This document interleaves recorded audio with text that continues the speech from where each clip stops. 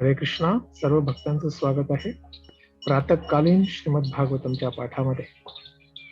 आपण श्रवण करीत आहोत श्रीमद भागवतमचा दुसरा स्कंद विसर्ग याच्या अंतर्गत अध्याय दुसरा, हृदयातील भगवंत.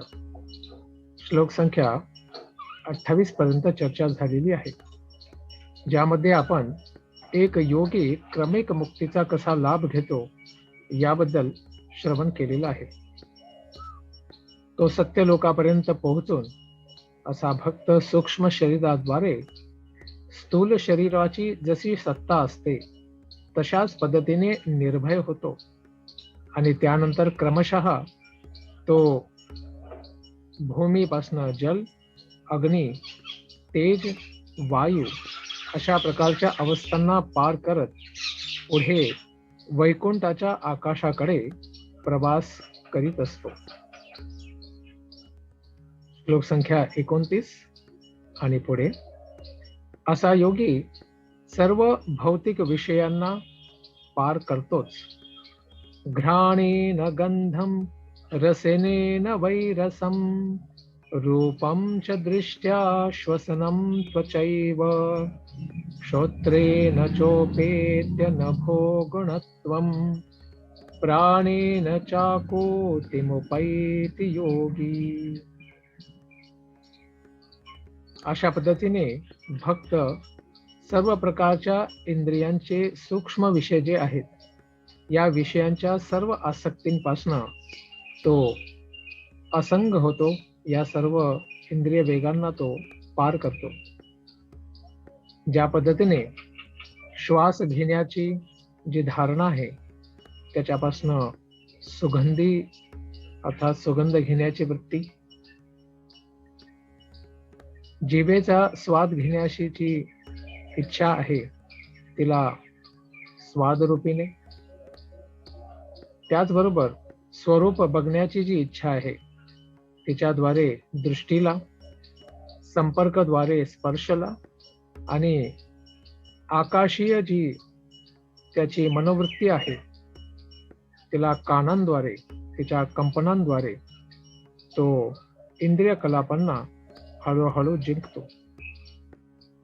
अशा आत्मसाक्षात्काराची अवस्था कशी प्राप्त होते? किंवा योगी खोट्या अहंकाराला पार करतो, मग महतत्वालाही पार करत असतो आणि त्याच्या पलीकडे प्रधान त्यालाही तो पार करतो.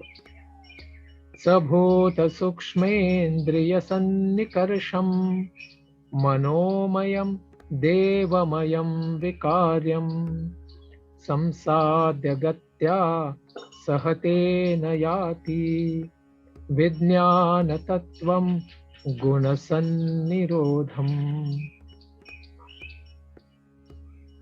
अशा पद्धतीने भक्त हा स्थूल आणि सूक्ष्म आवरणांना पार करत करत अहंकाराच्या स्तरापर्यंत, मिथ्या अहंकाराच्या स्तरापर्यंत प्रवेश करतो आणि त्या अवस्थेमध्ये तो भौतिक जे गुण आहेत, खास करून रजोगुण आणि तमोगुण यांच्या प्रती अत्यंत उदासीन बिंदूपर्यंत पोहोचतो आणि नंतर त्या बिंदूपर्यंत जाऊन तो अशा मानसिकतेला विलीन करतो आणि अशाच पद्धतीने सतोगुणी अहंकार तो प्राप्त करतो आणि त्यानंतर सारा जो अहंकार आहे तो महत तत्वामध्ये तो विलीन करत जातो आणि आत्मसाक्षात्काराच्या उच्च स्थितीला तो प्राप्त करतो, ज्याला सत्व वा वसुदेव सत्व अवस्था अशी म्हणतात.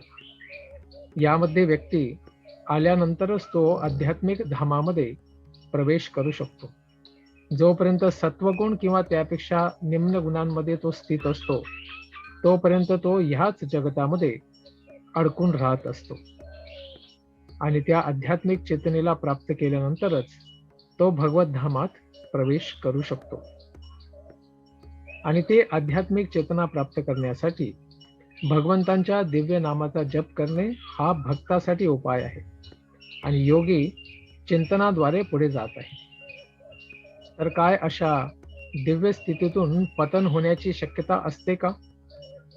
की योगी पुढे जाऊन ब्रह्माची प्राप्ती करतो.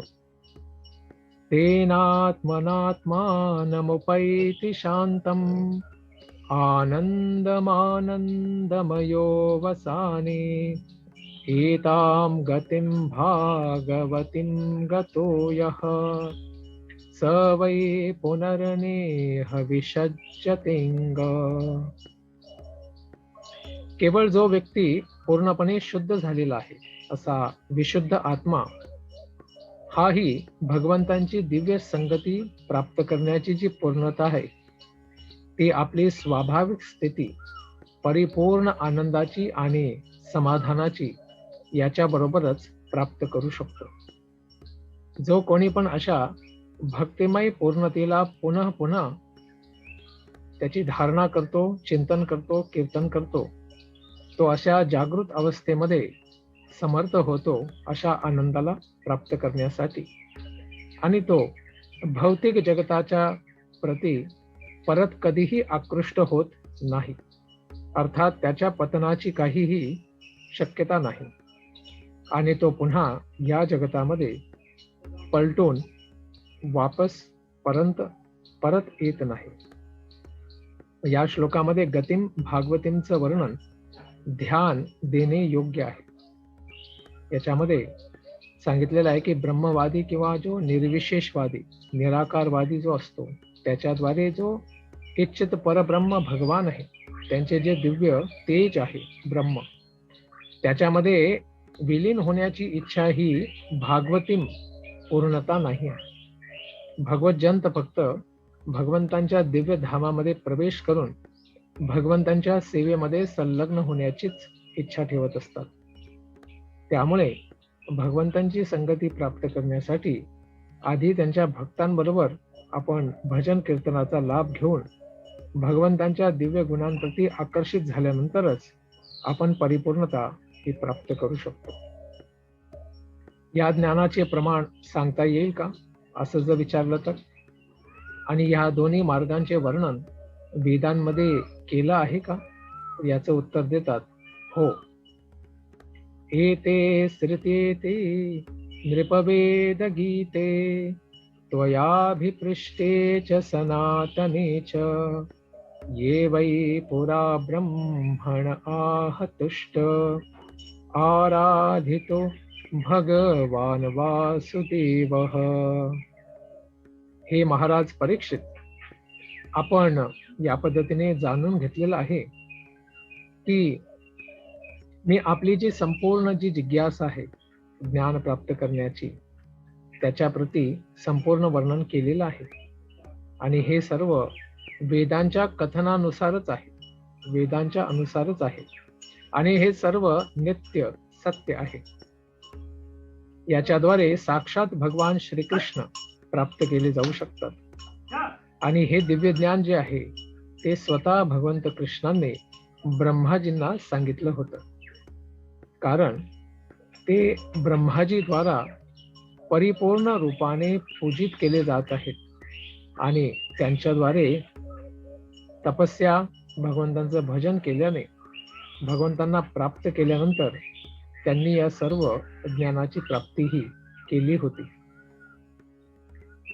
तर जर महाराज विचारेल की आम्ही तर असे काही कठोर योगी बनू शकत नाही, तर मग आमच्यासाठी काय मार्ग आहे? न यतोन्यः शिवपंथा विशतः संसृताविह वासुदेवे भगवती भक्ति योगो यतो भवेत. साधना भक्तीचा मार्ग सांगतायत जो या क्रमिक मुक्तीच्याही अत्यंत श्रेष्ठ आहे.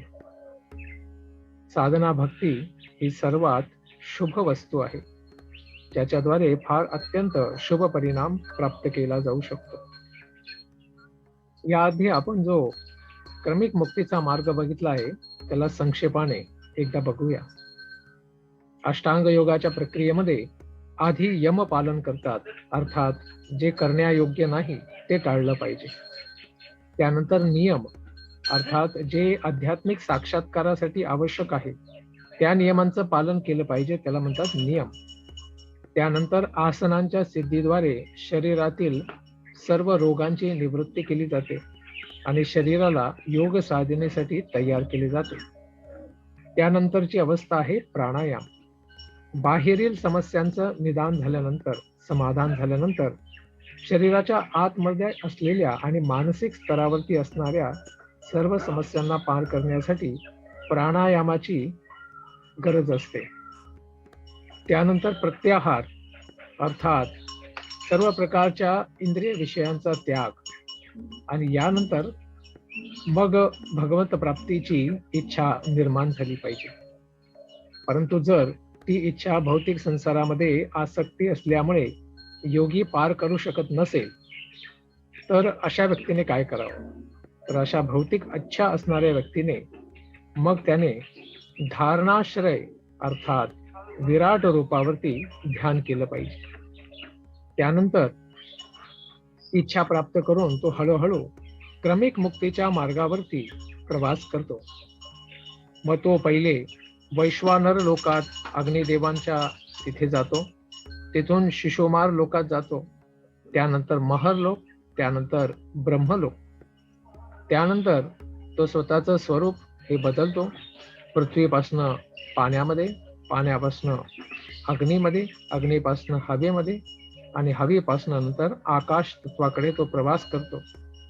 त्यानंतर तो मिथ्या अहंकाराच्या आवरणालाही पार करीत पुढे तो महत तत्वामध्ये प्रवेश करून महत तत्वालाही तो पार करत प्रधानपर्यंत जातो आणि प्रधान या अवस्थेला पार करून तो मुक्तीच्या मार्गावरती आध्यात्मिक लोकांकडे प्रवास करतो.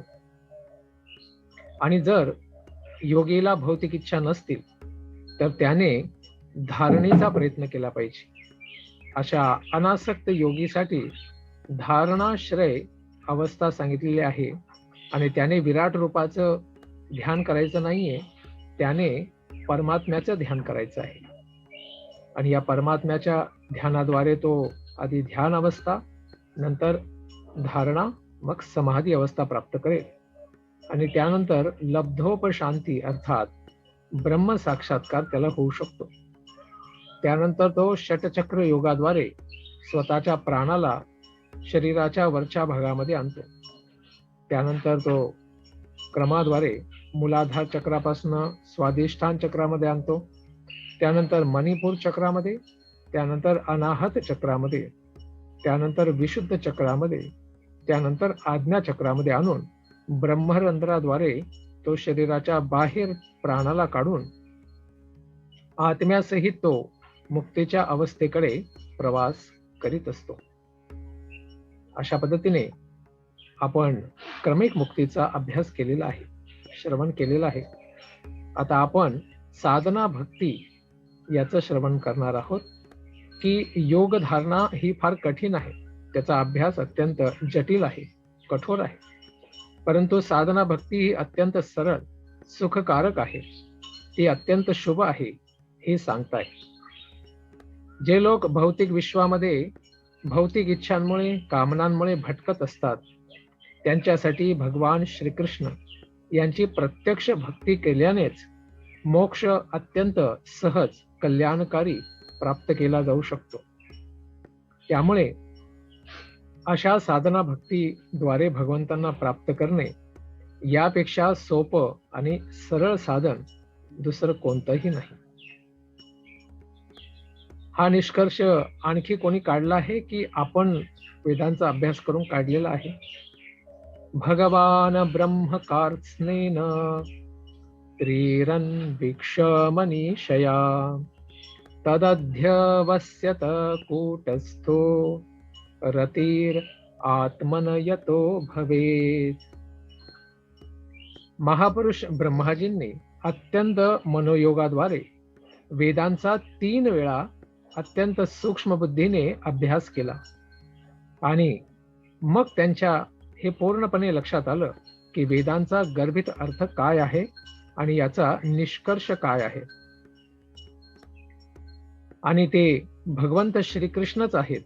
या वेदेश्च सर्वेर अहमेव वेद्य याचा साक्षात्कार ब्रह्माजींनी स्वतः केला आणि मग त्याच भगवंतांच्या चरणांप्रती आसक्त होऊन, अनुरक्त होऊन आकर्षण प्राप्त केल्याने अशा सर्वोच्च सिद्धीला ब्रह्माजींनी प्राप्त केलं. भगवंतांच्या चरणांप्रती दिव्य रतीची प्राप्ती त्यांनी केली. त्यामुळेच वैष्णव संप्रदायांमध्ये 4 संप्रदायांपैकी एक मुख्य संप्रदाय ब्रह्माजींद्वारे सुरू होतो. आणि आपलंही सद्भाग्य आहे, ब्रह्माजींच्याच संप्रदायामध्ये आपल्याला दीक्षा मिळाली आहे, ब्रह्म मध्व गौडीय वैष्णव संप्रदायामध्ये.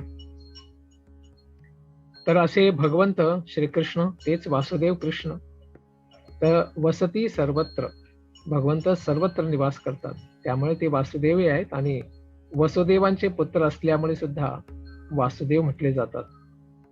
तर असे वासुदेव सर्वत्र आहेत, तर मग काय, माझ्या हृदयातही ते भगवंत आहेत का?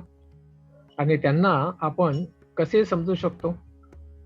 भगवान सर्वभूतेषु लक्षितः सा स्वात्मना हरिः दृश्यैर्बुद्ध्यादिभिर्द्रष्टा लक्षणैरनुमापकैः. आत्म्याबरोबरच आपल्या हृदयामध्ये भगवंत स्वतः निवास करीत असतात परमात्मा रूपामध्ये. आणि हे दिव्य तथ्य आपण स्वतःही बघू शकतो आत्मसाक्षात्काराद्वारे. त्याचबरोबर बुद्धीला वेदांच्या दिव्य ज्ञानाद्वारे आपण याचं दर्शन करू शकतो, त्याचा अनुभवही करू शकतो आणि त्याची परिकल्पनाही करू शकतो. अर्थात बुद्धीद्वारे सुद्धा भगवंत गम्य आहेत. त्यामुळेच दिव्य वेदांचं श्रवण केल्याने असे भगवंत जे हृदयात आहेत, उपदृष्टा हनुमंताच भर्ता भोक्ता महेश्वरः परमात्मेति च अप्युक्तः देहेस्मिन् पुरुषः परः. देहामध्ये आत्म्यापेक्षा एक श्रेष्ठ व्यक्ती परमात्मा हृदयात आहे, हे दिव्य ज्ञान ऐकल्यानंतर त्यांचं बुद्धीद्वारे आपण अनुसंधान केलं, शोध घेतला, तर आपण हे जाणू शकतो की आपण हे शरीर नाही, आपण आत्मा आहे. आणि या शरीरामध्ये आत्माही आहे आणि हृदयस्थ परमात्माही आहे. गीतेमध्येही सांगितलेलं आहे, ईश्वरः सर्वभूतानां हृद्देशे अर्जुन तिष्ठति भ्रामयन् सर्वभूतानि यंत्रारूढानि मायया. अशा भगवंतांना जर प्राप्त करायचं असेल आणि आपण अष्टांग योगामध्ये एवढा विकास करू एक तर इच्छित नसेल किंवा आपली एवढी कठोर तपस्येसाठी तयारी नसेल, तर मग आपण साधना भक्तीचा लाभ घेऊ शकतो, जे अत्यंत सुखकारक आहे. अशा साधना भक्तीमध्ये आपण काय केलं पाहिजे? तस्मात् सर्वात्मना राजन् हरिः सर्वत्र सर्वदा श्रोतव्यः कीर्तितव्यश्च स्मर्तव्यो भगवान नृणाम. हे राजा, त्यामुळे एका साधक भक्ताला हे आवश्यक आहे की त्याने सर्वत्र, सगळ्या अवस्थांमध्ये, सर्व वेळ काळेमध्ये आणि सदा सर्वदा भगवान श्रीकृष्ण यांच्याबद्दल नाम गुण रूप लीला यांचं श्रवण केलं पाहिजे, गुणगान केलं पाहिजे आणि स्मरणही केलं पाहिजे. आणि हे केल्याने भागवत मध्ये जी विषयवस्तू आहेत भगवंत, हे प्राप्त होऊ शकतात. त्यासाठीच या दिव्य संहितेची रचना वेदव्यासांनी केली आहे. अशा भगवंतांबद्दल आपण दिव्य श्रवण करून त्यांना प्राप्त करू शकतो. फक्त आपला जीव की प्राण अशा पद्धतीने ते श्रवण केलं पाहिजे. त्याशिवाय ती वस्तू अर्थात भगवंत प्राप्त होणार नाही. अशा साधना भक्तीचे 2 मुख्य लाभ सांगताय. पिबन्ति ये भगवत आत्मनः सताम कथामृतं श्रवणपुटेषु संभृतं पुनन्ति ते विषय विदूषिताशयम् व्रजन्ति तच्चरण सरोरुहान्तिकम्. काय सांगतायत? जे लोक भक्तांचे अत्यंत प्रिय असणारे भगवान श्रीकृष्ण यांची अमृततुल्य कथा आपल्या कानांद्वारे, कर्णांद्वारे त्यांना पात्र बनवून भरून भरून पितात. पिबंती तर ते भौतिक इंद्रिय भोग जे आहेत यांच्यापासनं अत्यंत दूषित कलुषित जे जीवन आहे त्याच्या उद्देशाला ते काय करतात, पवित्र करतात. अर्थात भौतिक जगतामध्ये भोग करण्याची इच्छा याचा परिपूर्ण त्याग करतात आणि भगवंतांनाच प्राप्त करण्याची इच्छा सुदृढ करतात. आणि अशा प्रकारे पूर्ण पुरुषोत्तम परमेश्वर भगवंत यांच्या दिव्य चरण कमलांमध्ये भगवद्धाम परतही जात असतात. तर ही सर्व संसिद्धी ही साधना भक्तीद्वारे प्राप्त करता येऊ शकते. परंतु आवश्यकता आहे की आपण अशा दिव्य श्रवणामध्ये स्वतःला परिपूर्ण रूपेनं लावलं पाहिजे. त्यामुळेच भगवंत स्वतः सांगतात, सततम कीर्तयंतो माम, सदा सर्वदा माझ्या नामाचं कीर्तन कर, यतंतश्च दृढव्रताः, आणि दृढव्रताने तू काय कर, निश्चयाने हे भजन माझ्या भक्तांच्या संगतीत कर. नमस्यंतसी माम भक्त्या नित्ययुक्ता उपासते, आणि मला सदैव नमस्कार कर. सकाळ, दुपार, संध्याकाळ, रात्री, झोपेतही, स्वप्नामध्ये पण भगवंतांनाच नमस्कार कर. आणि अशा पद्धतीने जो भक्त भगवंतांच्या चरणांना प्राप्त करण्यासाठी अशी दिव्य साधना प्राप्त करतो, तोच भगवंतांना मृत्यूनंतर पार करून भगवंतांना प्राप्त करू शकतो आध्यात्मिक जगतामध्ये. अशा पद्धतीने द्वितीय स्कंदातील 2रा अध्याय हृदयातील भगवंत याचे तात्पर्य पूर्ण झाले. धन्यवाद. हरे कृष्ण. यानंतर भगवंतांच्या चरणांमध्ये समर्पित होणारी जी शुद्ध भक्ती आहे त्या शुद्ध भक्तीचे लक्षण काय आहे आणि तिला कसं प्राप्त करता येतं आणि त्याद्वारे भगवंतांची ही प्राप्ती कशी सुंदर पद्धतीने होत असते याचं श्रवण आपण करूया उद्याच्या प्रातःकालीन सत्रामध्ये. धन्यवाद. हरे कृष्ण.